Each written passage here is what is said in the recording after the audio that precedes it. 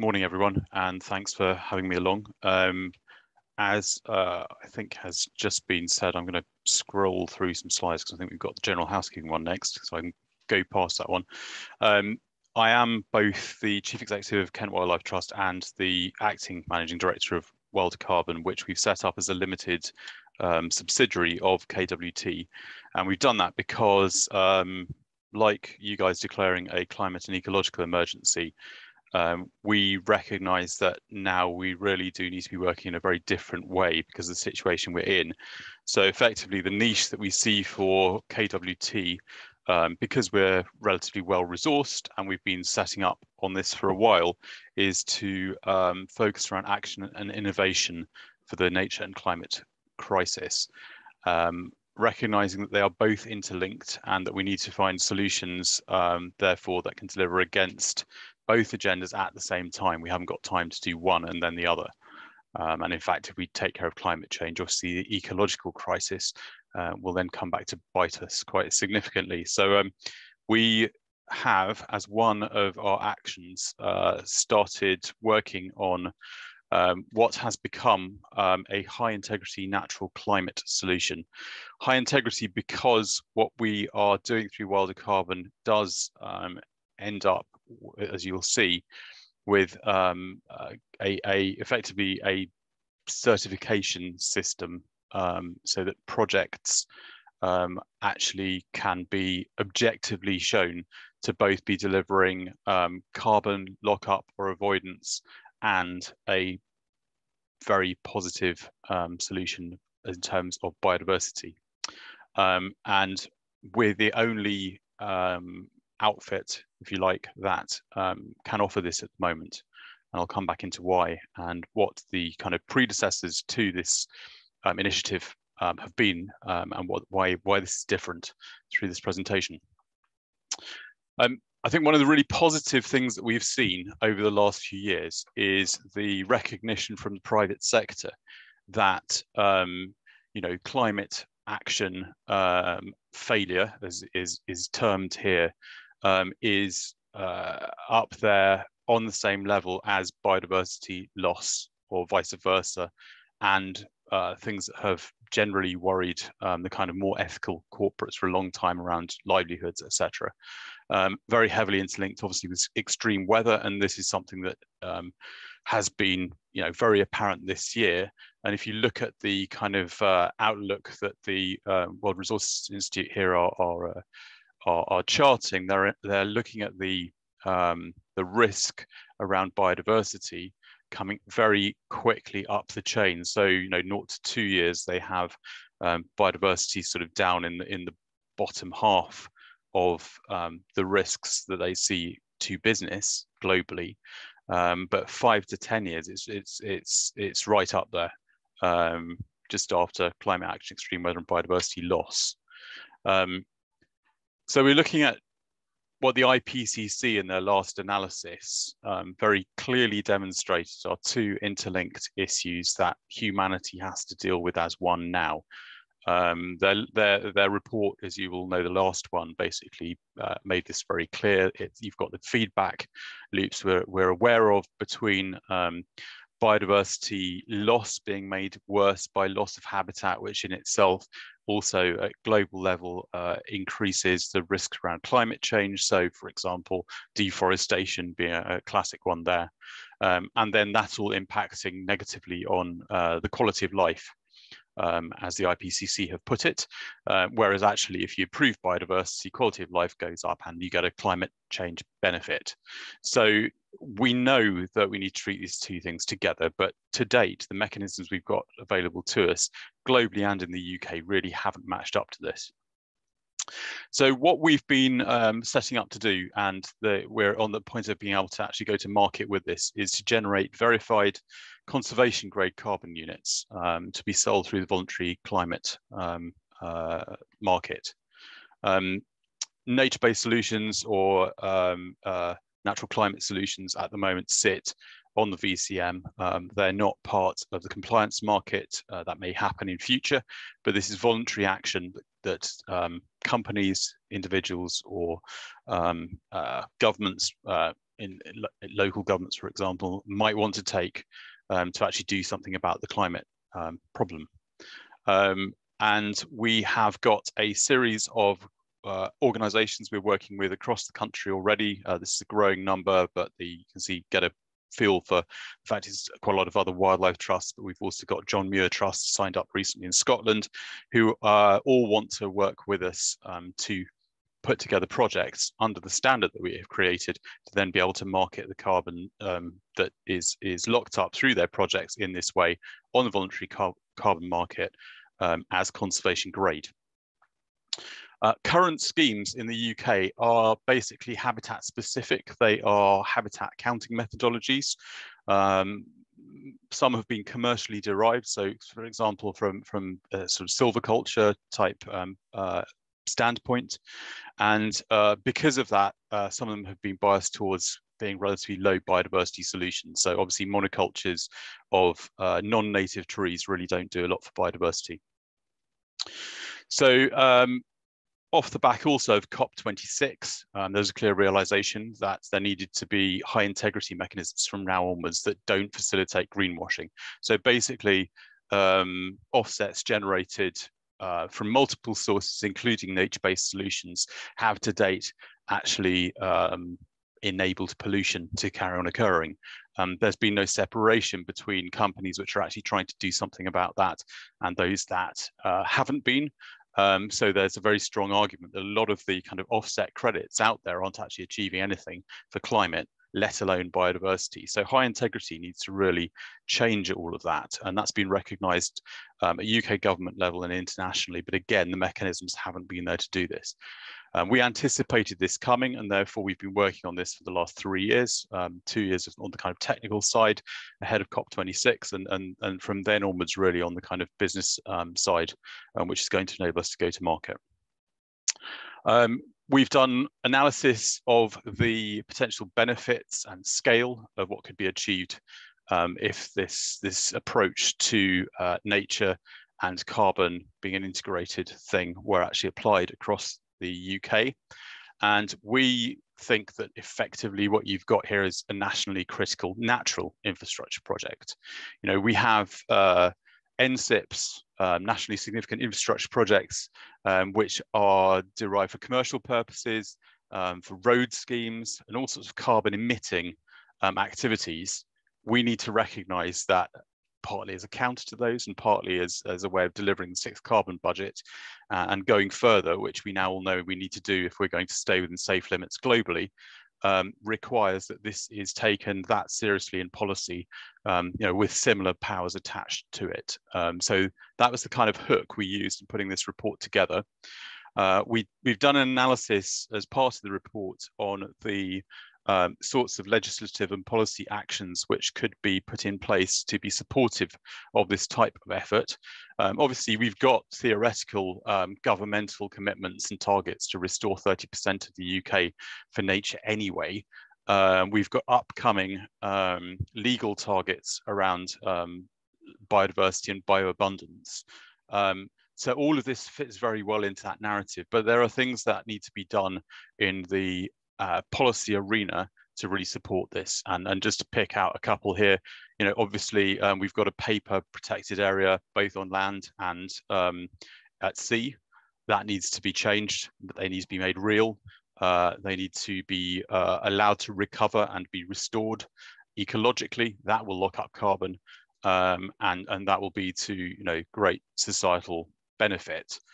As compared to the very limited range of ecosystem services that are now delivered from them.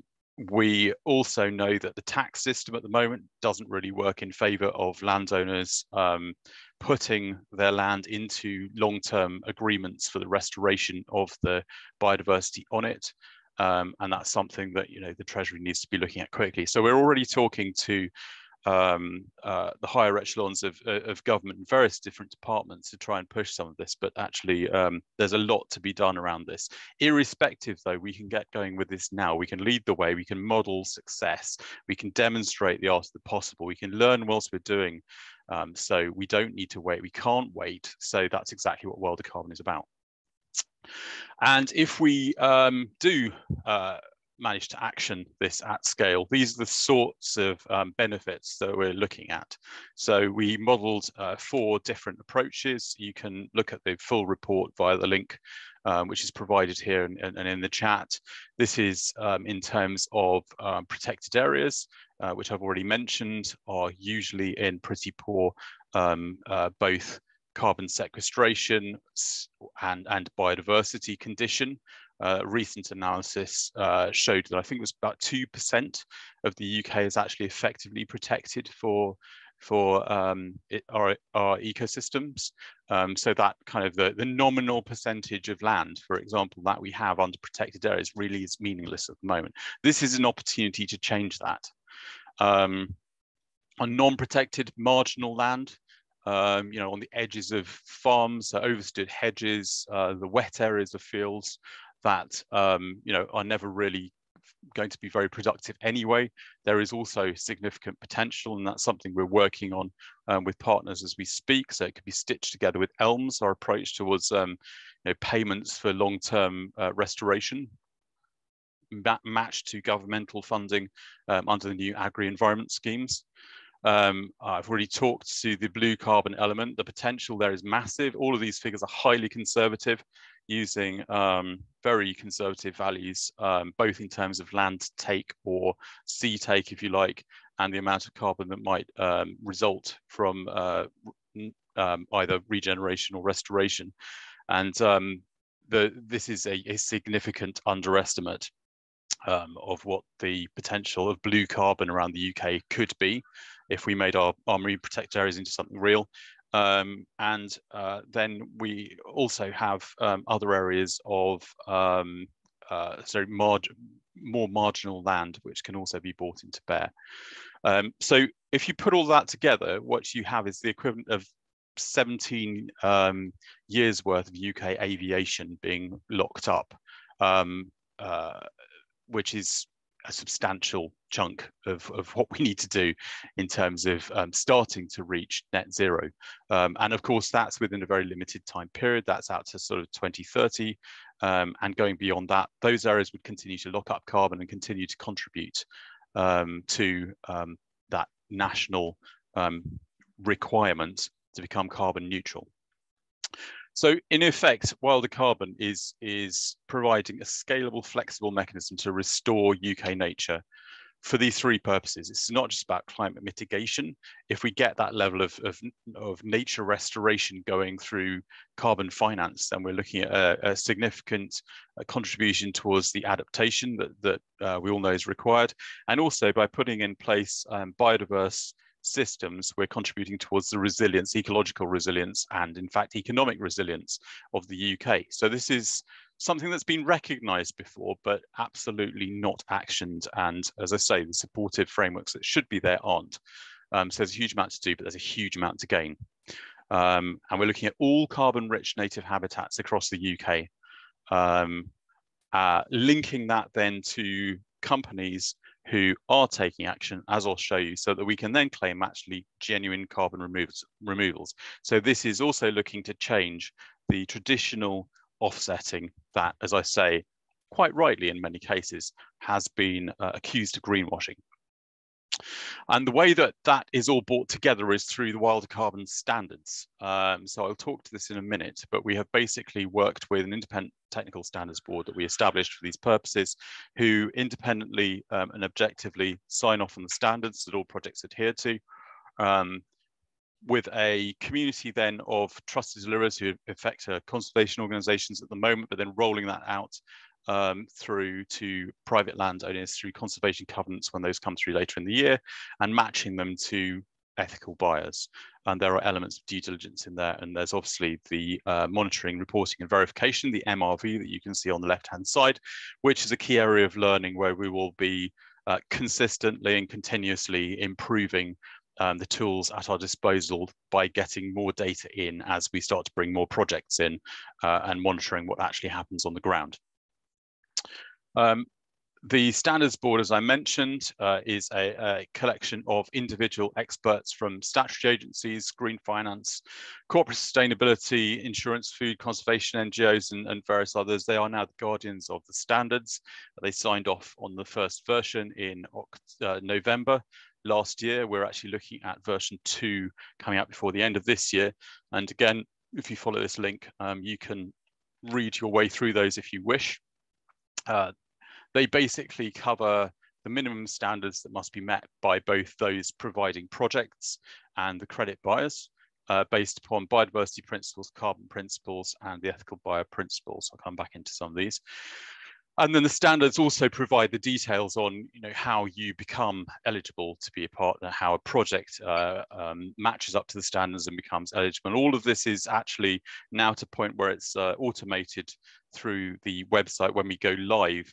Effectively, if you have a project that you think does match up, or you want to be considered as a trusted deliverer, all of this will be relatively simple to fill out on the Wild Carbon website, so that you can line up your projects, therefore providing a pipeline of projects which should match to the standards, which the Standards Board will then look at and determine as hopefully a yes, because we're kind of doing all that work ahead of it going to them. And it also talks to sort of the detail of the project documentation design required to then enable the independent third-party verification, which is a really critical bit of this for actually selling the credits at a standard that works for corporates, so they can have those carbon units on their books. And that is that verification is being done through the Soil Association, who are one of the only organisations in the UK who are accredited to do that, working direct to the International Standards Organisation, the ISO.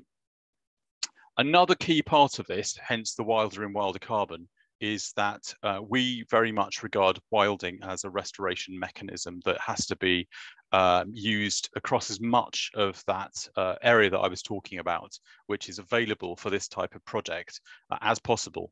I mean, if we get, say, the Lake District under, serious ecological restoration, we're not going to be able to manage it by hand. And in fact, doing so is going to have a carbon cost. It's not going to be very effective. We know that, particularly under climate change, but historically, actually sort of going out with volunteer parties and chainsaws can only do so much. And if we've got that level of scale, we actually need to be doing it through reinstigation of natural processes.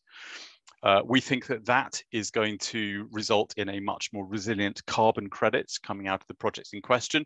You're going to have a more biodiverse system that is more capable of adapting to climate change, and therefore the carbon that is being locked up or avoided is going to be more stable. So that in itself is kind of a useful thing from a market perspective. And all projects, therefore, under the standards need to follow a minimum intervention approach. Not all projects are going to be able to use bison. I've deliberately stuck that one in there because, as you may have seen in the media, we got quite a lot of attention on it. We released bison into Blean Woods the week before last, first project of its kind in the UK. And that's a very deliberate kind of parallel track to what I'm talking about today. That's to start to look at these sorts of animals, ecosystem engineers, into which bracket I would put beavers and boar as well, and look at the legislative barriers again that prevent us using them in those bigger areas in a smaller, more manageable area, to try and get that legislation reformed, get the dialogue going about how we bring in these animals that can manage these areas for us much more effectively and give us more chance of retaining as much biodiversity as we can under climate change. So this is natural process-led management to generate that diverse and resilient habitat. Technically, the whole thing is underpinned basically by the best possible data used in the best possible way. So we have taken the carbon sequestration or avoided emissions data that is available, for example, that which Natural England published the other year, but also from other sources. We've used soil data as well, for example, across multiple habitat transitions on the terrestrial side, to generate what we call a minimum defensible estimate for each of the areas we're working in. Now, we are doing that for a couple of reasons. Firstly, the reason that we've ended up with, at the moment, only 2 working habitat codes, is because in the past, people basically focused on getting an absolutely accurate number for the amount of carbon that they thought was either going to be avoided through, say, re-wetting peat or locked up through planting trees in a given area. That was the focus. It was a very kind of quantitatively driven one, very understandable from an academic perspective. But that then meant that you were immediately limiting the number of habitats you could work in, because we don't have the data to that degree of rigor over the vast majority of terrestrial habitats. But we do have some data, and we have data that's good enough to say, okay, if we go conservative and we deliberately underestimate, we know we're going to be able to achieve that much, and then hopefully we'll over deliver, and then we monitor as we go. That's where the monitoring, reporting, verification comes in. But it turns it round so that we can actually use many more habitats under the one tool, and that's got multiple advantages, which I'll refer to later. But effectively, we can work over multiple different terrestrial habitats, including over, areas, say, where a large landowner has, a combination of woodland and peat and maybe salt marsh on their estate. We can actually do that under the one standard. So it's a way of overcoming that paucity of data, while saying we're going to go conservative, we're going to then aim to over deliver, we're going to monitor as we go, we're going to learn as we go, we're going to take action now, because we don't have time to wait. So it's the defensibility there that's key as well. The Carbon Plus tool we've created also then uses the DEFRA metric, which you'll all be familiar with, to work out what the biodiversity uplift in a given transition from one habitat to another will be. And that enables us within the standard then to say, to meet the world carbon standards, we're looking for 50% biodiversity net gain on a given site. Again, we know that that metric isn't perfect. The species component needs to be worked on. But again, we'd like to do that as we go, working with others rather than waiting for all those issues to be overcome. So we're using the industry standard there effectively. We have got a methodology for looking at the long-term costs. We, within the standard, are working on the basis of sort of 50 years for most projects, and we have a simple means, effectively, of working out how much it's going to cost to actually do the restoration, how much you're then going to need to obviously manage on an annual basis. That goes into the calculation of the project itself, and that then can be offset by the credits which are then delivered. And we know, therefore, and I'll come back into this, that we've been after this from the beginning, really, that conservation grade credits to do this stuff properly with a high degree of permanence, ideally out towards holding the land in question that's restored into perpetuity, need to be valued much higher than the current market allows. So current carbon credits under the existing schemes are, although it's pretty murky, are sort of 20 to maybe £40 maximum. Internationally, of course, they're even lower than that. In the UK, with the land prices and with the management costs in question, there's no way that's going to be enough. And we think with these aspects that I've been talking to, as conservation grade credits, we can market them at a much higher price, and that's what we're going to be doing next month. We've also got within the calculator the ability to look at nutrient neutrality. So going to what Michaela was talking about as one of your upcoming topics, we've got that stitched in. We're going to be improving that. But we can start to go out to landowners and say, look, these are your options in terms of potential stackable revenue flows, and we're doing work with, say, the DEFRA Green team to try and hard bake in flexibility for landowners and project deliverers, so there's no reason they shouldn't be able to stack, say, biodiversity net gain with carbon income for a given area. Otherwise, they're not going to sign up. The potential for income forgone in future as other markets become available will stop them from signing up to long-term agreements. We then won't get the benefits as a society of this happening. So that flexibility around stacking is really critical. All of the marine projects at the moment really do suffer from serious data limitations. So we're using a different approach there, and effectively they become research and development, and no carbon credits will be sold until we can actually say how much has been locked up. We can't do the prediction sufficiently. So that we've got those minimum defensible ones terrestrially, and then we've got R&D in the marine environment. Very quickly, these are the sorts of transitions we can calculate our minimum defensible estimate around. So going from, say, arable grassland through to scrub, woodland, ideally through natural regeneration or assisted regeneration at worst, taking that kind of minimum intervention approach, going for the most biodiverse systems possible again. We can, in say, historic landscapes where landowners don't want to or can't or ecologically shouldn't really take things through to a wooded scenario, then we can look at arable to semi-natural grasslands. We can look at drained arable through to fen and bog. We can look at drained bog through to sort of re-wetted bogs, and we can do that over a much broader geographic area than the current peatland code methodology by going conservative again and overcoming those data limitations. Equally, we can do the same on salt marsh from drained arable, and with coastal realignment becoming such a critical part of how we as a country deal with climate change going forwards, this has obviously got major implications and utility. And we are starting to work with the habitat codes who potentially could sit under this kind of more umbrella standards approach as methodologies matched to those ethical buyers. And then that takes us into this bit. So the way that we expect our buyers to be acting, so these are those companies that want to buy credits, is to really only be looking at getting credits for their unavoidable or unmitigatable emissions. So that's that little bit left when they've actually taken reduction action. There is an argument, and we do subscribe to it, that whilst that action is being taken, at any one time, the residual amount of carbon ideally will be offset as well. The more we can remove from the atmosphere, the better, but they have to be demonstrating they are actually taking that action. They have a credible science-based plan. It doesn't have to be accredited by the science-based targets, because there's some contention over that. And this is all stuff that is going to continue to be improved over time. There are multiple methodologies, but this is in essence what all science-based approaches to emissions reductions are looking for. And it may be that over time, we pair up with someone else to do this stuff.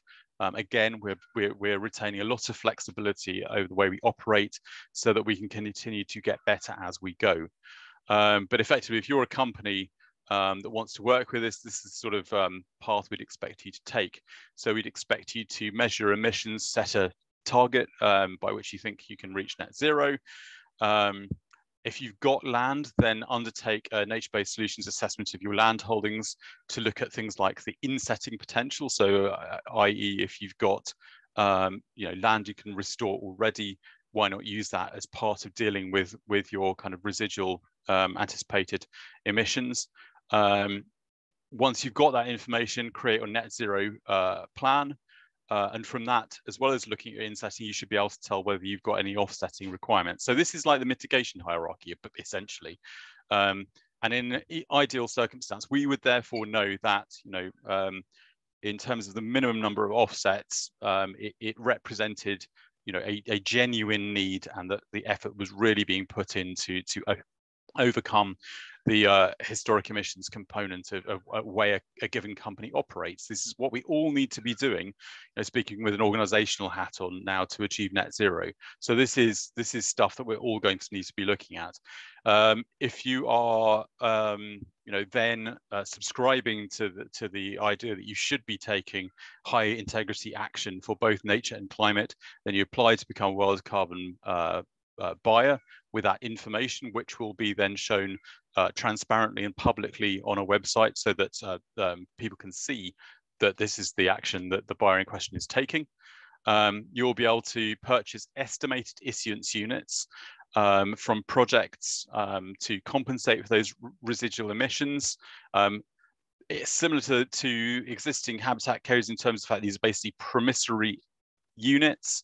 They are bought in advance, and then on verification, validation by the Soil Association to say, yes, this amount of carbon was locked up, you then get those converted into wild carbon units, which can basically go on your books. For those companies that have a larger offtake need, there is the potential to actually invest in developing projects to generate those credits, and that's something that's going to be really important in terms of scaling. And in fact, some companies are already looking at their historic emissions rather than their emissions going forwards, which is an ideal scenario, because again, globally, obviously, we need to be doing actually better than just carbon neutral. Really quickly whipping through this one because I'm aware I'm pushing the time here. We therefore will be generating these verified units based on the initial issuance of those EIUs, where 1 unit is equivalent to 1 ton of carbon dioxide locked up or avoided. So it's both sequestration and avoided emissions, depending on the habitat we're working in, and some will then generate both over time. Peat, for example, when you re-wet it, obviously you get an initial, quite quick benefit in terms of stopping more emissions being generated from that land. But then going forwards, as the habitat becomes more robust, it starts to actually lock up new carbon. So you move from one to the other, depending on the type of peat and the type of soil, etc. The verification then happens at 5, 10, 20, 30 years forwards. That's when the units can be retired as well to carbon units. That's exactly the same way as any other NBS products out there. But effectively, because we are setting this premium conservation grade product up with, working with organizations like wildlife trusts who have a really strong track record of actually holding land into perpetuity, we do think that this is kind of class leading stuff. And we are therefore setting a price in 2022 of £75 a tonne. So that is effectively the UK trading scheme plus 50%. We will continue to track that sort of premium as the market evolves, and the OECD, as it says here, estimates that there's a requirement for a carbon price of about £123 per tonne by 2030 to make this all work. And BEIS actually, in terms of intergovernment pricing of carbon for benefit cost ratio analysis, is anticipating about £565 a tonne by 2030. So £75 a tonne now is actually still a very good price, and it will rise over time. And obviously the demand will rise as various sectors get put under more pressure to become more carbon neutral more quickly. So this is something that we need to get going in the right way now at the right price. Part of the reason for that is it needs to be a fair price for those landowners. Otherwise, they won't get into this. In order to separate out these credits as conservation grade, only sold to the right companies that are taking action, we've also established our own high integrity registry. It's going to be much more transparent than anything else that's out there at the moment. It's based upon a GIS system, so they actually see the land. In the case of stacked payment for other ecosystem services, we aim to also show that eventually there as well. You'll be able to look at the providers, the developers, the buyers. You'll be able to see the project documentation.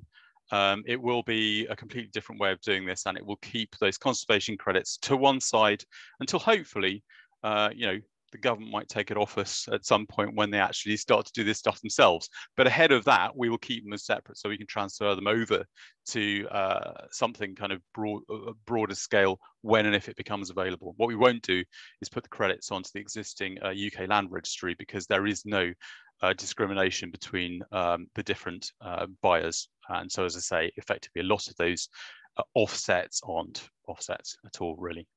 So quickly, why is wild carbon different? Well, we require that 50% biodiversity uplift. We have projects based on minimum intervention. We estimate the amount of carbon that's going to be locked up or avoided through that minimum defensible estimate, which allows us to work over multiple different habitats at the same time. We only sell to buyers who are taking that action on emissions. We are trying to ensure that fair price for land managers and developers, and we have an inherently flexible model that, for example, around the fact that we can operate over multiple habitats, enables scaled investment over different projects and different habitats, which is again something that hasn't been available to date. This means that there are kind of various different ways that investors and financiers can look at this. And obviously, if you're a corporate and you want to buy, then you purchase an approved buyer on the right-hand side. If you want to set up that pipeline of projects, then you talk to us about setting up this offtake agreement, so you would actually get projects going to give yourself that supply as those projects take off.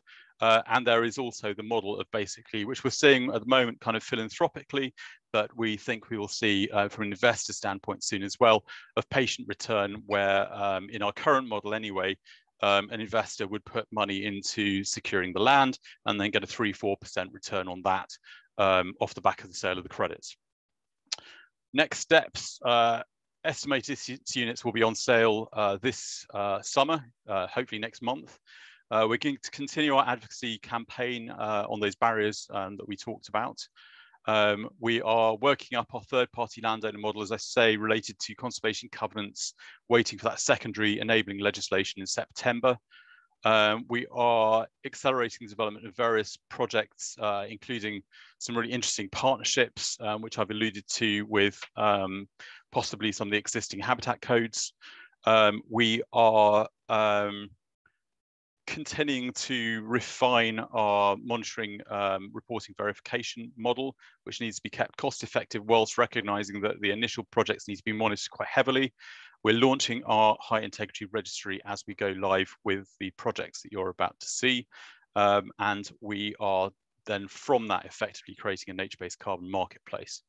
The two projects we're about to go live with, just very quickly, one in Kent, you'll be unsurprised to know, which is an abandoned golf course, which is going to become, through natural regeneration, a mix of grass and scrub and trees managed through low intensity grazing. Our conservative estimate at £75 is that that will achieve, for that 49 hectares, about £500,000 worth of income. Not all the EIUs will be sold in one go, so that's likely to rise. Biodiversity net gain is calculated on this site at about 80%, so it's substantial, meets the standards quite nicely. And that does actually, in this particular instance, give us an opportunity to stack with biodiversity units, because it's in an area where this type of habitat is going to be lost to development, and that should bring in an additional sort of £150,000 to £300,000 worth of income for its long-term management. Somerset is the second location with Somerset Wildlife Trust. This is a 75-hectare dairy farm, former dairy farm. It was intensive. Intensively grazed, obviously, and it is on drained peatland. This is in the Somerset Levels. It's going to be re-wetted. There's going to be obviously very low intensity conservation grazing to restore the habitat, which will take it to lowland bog and fen.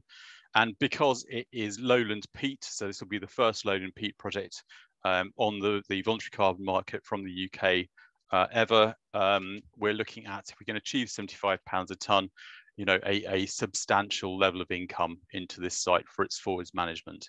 And again, there's biodiversity net gain potential here, and that is where I'm going to leave it. Thank you very much, Evan. That was a really interesting talk. I think I was quite one of those wow moments when you kind of mentioned there was only 2% of protected ecosystems across the country. So that yeah, it's quite a small figure in the grand scheme of things. Just a reminder to everybody that if you have any questions, if you pop them in the Q&A, one thing I forgot to mention, if you can mention who you are and maybe a bit of your background, why your sort of area of interest. I can see we've actually already got some questions, so I shall read those out. The first one's quite a long one, Evan. It's from Jonathan Atkinson. He's put, what connection does Wilder Carbon have with the EA-based nature-based solutions project, which aims to protect water resources, reduce flood risk, improve biodiversity, and its links to elms, etc. Nature-based solution project aims to get data and tools available to ensure the right solutions in the right place are undertaken to achieve the SD outcomes. I assume that's the standard I'm sure I'm not familiar with that acronym, outcomes required, particularly with regards Sustainable development, presumably. Okay, so, to protecting water resources. So I think it's just really, your link up. You did mention the EA earlier. Yeah, good question, Jonathan. I mean, that project, I think, if I'm right in thinking of the one that you're referring to, has been kind of rumbling on for the past 2-3 years, and has only just put out a call for projects. And we do on the standards board have senior individual representation from Natural England, who are obviously part of that, and we talk to the EA on various fronts very regularly. Our feeling is that at the moment it's just going to be doing a lot of data collection in a space where we have started to provide a solution. Now, ours might not be the only solution. It's deeply unlikely to be, and not all projects will be able to or want to be able to be linked through to the World Carbon Standards and certified as such. But I would hope that, you know, as they get clarity on where they're going to work, through the contacts we've got at the standards board, etc., we can feed the information that they generate into things like the Carbon Plus tool, and start to finesse what we've already done. But we will maintain our momentum alongside that, and a lot of those agencies are kind of part of our community of practice one way or the other. The second question we've got is how the Wilder Carbon tool outputs compare to the Woodland Trust tool. I don't know if you're able to answer this one. The only one I'm familiar with is a more individual based as a member of the public, my carbon footprint, but I don't know if you're aware of any others. So the Woodland Trust tool is one that I haven't looked at recently. We did look at, we work quite closely with the Woodland Trust on a number of fronts as well. And in fact, we are looking at whether we can co-develop a project with them in Kent at the moment. That hasn't yet come off, but I'm hoping it will, because there's a huge amount of potential overlap with obviously what they do. It would be very nice to see them signing up as a trusted deliverer. They have traditionally used the Woodland Carbon Code, and I think, again, it goes to my point about the Woodland Carbon Code hasn't historically separated, if you like, ethical buyers from non-ethical buyers. So it's more around the fact that the approach from a Wilder Carbon standpoint is a subset of the type of projects that you would be able to run through the Woodland Carbon Code. It's the ones that have kind of more emphasis on those more biodiverse woodlands, more natural regen, and yeah, we would hope to be working with Woodland Trust going forwards. Okay. The next question's from Owen Jenkins. He's put, could you expand or explain your statement on the capture solution shown, where it says you'll lock up 17 years of aviation emissions, 8% of the UK emissions? Yeah, I mean, look at the Owen, look at the report in question. It's quite detailed, and it shows you all the modelling. Basically, if you stick those 4 scenarios together in terms of the output from them, it's equivalent to the amount of emissions that have been generated from UK aviation. I believe that's domestic and international for the last 17 years. So it is quite a lot of carbon. But yes, for a full explanation, look back at the report. Okay. Georgia Kamana has asked, what is the long-term security of these projects? Is there a plan in place to have them protected as national parks or some other protected status? And will the local government protect them? Another great question, Georgia. One of the policy recommendations in there is that you know, there is some kind of at least insurance backup given by government, so that, for example, if there was a road scheme put through one of these areas, that the you know, which was something that Wilder Carbon wasn't, and the project developer wasn't able to stop, that the government actually recognises that in the valuation of the site. So there is at the moment, there's no kind of formal designation proposed, and there is no existing designation in the UK for this type of project per se. Obviously, if it's being done within a national park, with a landowner who happens to own land in a national park, then the site in question would have that additional layer of theoretical protection anyway. But yeah, that's a kind of multi-layered thing that we need to keep on working on in terms of the advocacy piece. And the last question, which the asker has said you might not be possible to answer, but they've said that it's obviously what you're doing is quite a revolution going on in the Kent area. And about, you mentioned the BEIS cost of carbon increasing, and they've asked, are the BEIS and National Infrastructure Commission, Treasury and PAS to tie up all developments to the verification of improving credits? Do we know? The answer is I suspect not. It would be, again, this is stuff we need to work on collectively in terms of the advocacy around this. I think various bits of government are variously aware to different degrees of the issues we've been talking about here. There's a lot of willingness, I think, to talk to us about making some of this join up, but I mean, government generally finds it quite difficult to be joined up across departments anyway, as you know. And we are currently trying to have kind of more in-depth contacts, both directly with and through other third parties, with people like the Treasury, who are going to be fundamental to this. And of course, off the back of the Dasgupta review, theoretically, they should be very much on side with this stuff. But it's sometimes a lot slower than one would like, as I'm sure you know. Okay, thank you. I think that's all of the questions. We've got one message coming in saying thank you so much. They're feeling very hopeful. So good. Positive vibes for today. So great yes, stuff. Thank you for everyone for attending, and thank you to Evan. I don't know, Barbara, is there anything else I need to include? And yeah, tech here eventually managed to join you. Sorry. Evan, I do have a question. Actually, what do you see as the greatest threat to the scheme to go forward? I think that's a really good question, Tak. I mean, it's one of those multi-layered ones. I think we all need to recognize that now is the time for doing things differently. And I think one of the biggest threats here is institutional egos around multiple bits of this. I think also perfectionism. So, letting the perfect becoming the enemy of the good.